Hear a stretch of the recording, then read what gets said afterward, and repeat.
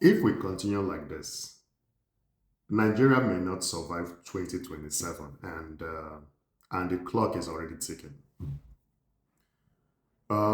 Something deeply concerning is unfolding in Nigeria right now. INEC has warned the African Democratic Congress, ADC, as we all know it.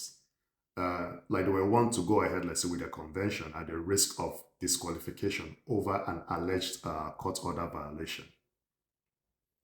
So, as in whether you support the ruling party, whether you support like the opposition or no party at all, this development should trouble every Nigerian who values democracy. Because when an electoral body appears to be used against opposition parties, it's, it raises a fundamental question. Are we, are we witnessing the gradual erosion of multi-party democracy? Are we moving towards a system where only one voice is allowed to dominate? Because democracy without competition is not democracy, it is control. This is not about defending any particular political party. This is about whether the institutions that are supposed to protect the will of the people are instead being used to suppress it. Across the country, like already, as in Nigerians are already feeling the strain. Insecurity, hunger,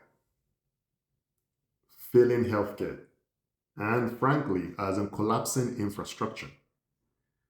Yet, instead of focusing primarily on solving those problems, a significant amount of energy seems to be directed at controlling the political space ahead of 2027. Eyes on Naija First as a means we must stay awake and honest. It means we must demand that electoral institutions remain independent and impartial. We must protect the right of every legitimate political person voice to exist and compete fairly. We must refuse to normalize any move that makes opposition harder as a while the ruling party consolidates power. This is not this is not about tribalism. This is not partisanship. This is basic democratic hygiene. So to help, let's say, to every as a well-meaning Nigerian, especially like the youth, this is our moment to pay attention, not to descend into tribal shouting matches, but but to insist that the rules of the game remain fair for everyone.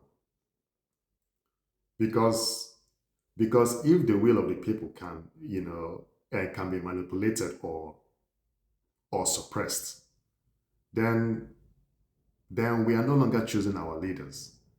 We are simply validating decisions already made for us. Um, the future like of Nigeria will not be decided by those who try to control the process. It will be decided by those who refuse to stay silent when the process itself is being compromised. Uh, People first, not power first. If you feel Nigeria deserves better and you are ready to keep your eyes on Nigeria, subscribe and stay with me.